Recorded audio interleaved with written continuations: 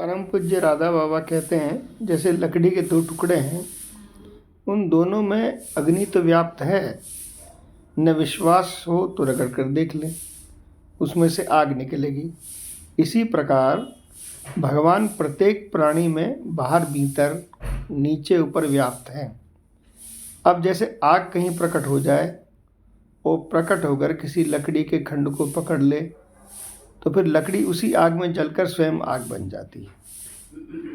तो जहाँ अग्नि का संयोग हुआ कि वह लकड़ी फिर लकड़ी रह ही नहीं सकती, वह निश्चय निश्चय आग बन जाती है।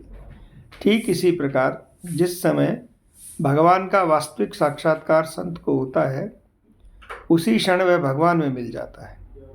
ठीक भगवान के रूप का बनकर ही तब भगवान का अनुभव करता है। वस्तुतः तो वह स्थिति इतनी विलक्षण है, इतनी अद्भुत है कि उसे किसी भी दृष्टांत से समझाया नहीं जा सकता, क्योंकि सभी दृष्टांत जड़ जगत के हैं और संत एवं भगवान के मिलने की बात चिन्मय जगत की है। पर यदि इस दृष्टांत को कोई ध्यान में रखे तो वह कुछ कुछ कल्पना कर सकता है। भगवान है तो प्रत्येक प्राणी में, पर कहाँ पर किस कारण से? प्रेम की रगड़ से प्रकट हुए और प्रकट होते ही उन्होंने अपने को, आधार को, अर्थात जिसके लिए जिसमें प्रकट हुए थे, उसे बिल्कुल पूरा पूरा अपने समान बना लिया।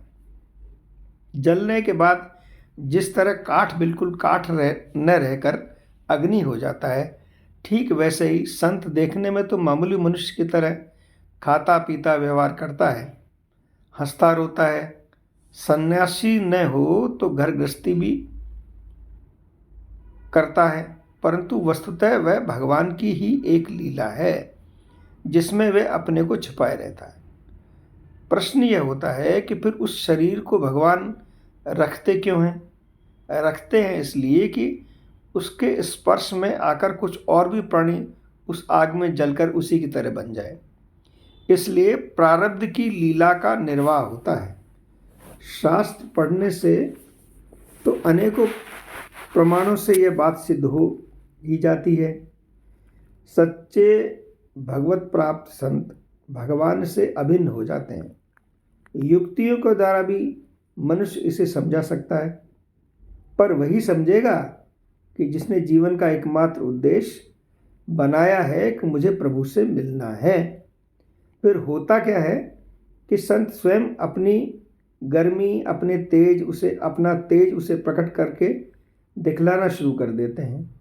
उनके तेज का असर तो सब पर होता है, पर बीच में अहंकार, संसार की वासना, विषय सुख की चाह, उसमें लौकिक स्वार्थ पूर्ति को वासना, ये सब खड़े होकर उसके तेज को देर से ग्रहण होने देते हैं।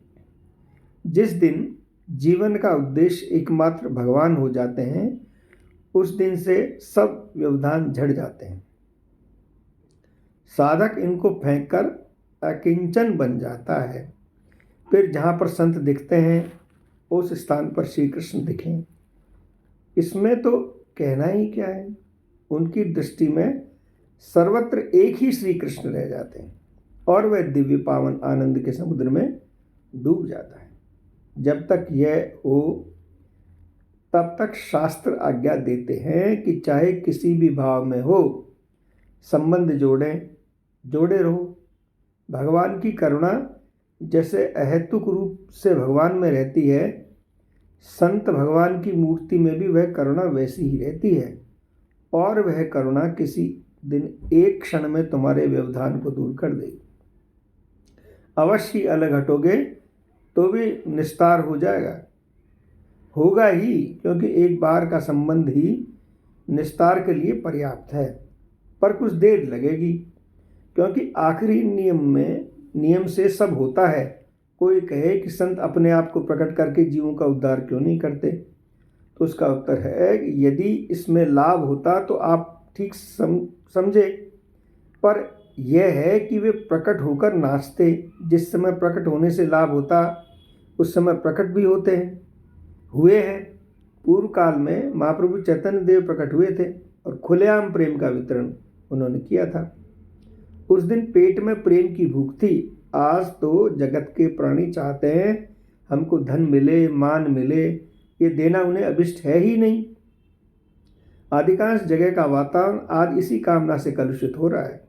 फिर इससे भी ऊपर की एक बात यह है कि भगवान कब कौन सा ढंग स्वीकार करते हैं, इसका रहस्य यदि हम सब समझ जाएं तो फिर भगवान भी हमारे तरह मामूली ही सिद्ध हो, उसकी भगवान की क्या रह जाए। अतः शास्त्र एवं संत स्वयं कहते हैं कि चाहे इनकी कोई चेष्टा ऐसे हो कि जिससे जगत को कम लाभ होता हुआ दिखे, पर निश्चय मान लीजिए कि इसी चेष्टा से इस समय अधिक लाभ होगा। यदि न होता तो ऐसी चेष्टा करते ही नहीं, क्योंकि उन्हें भ्रम प्रमाद की गुंजाइश ही नहीं है। इस पर विश्वास करा देना बड़ा कठिन है, पर बात बिल्कुल सत्य है। शास्त्री की है, मेरी नहीं है। उन ऋषियों की बात है जिसकी बातें त्रिकाल सत्य है। जय जय श्री राधे। निताई गौर हरि गौर।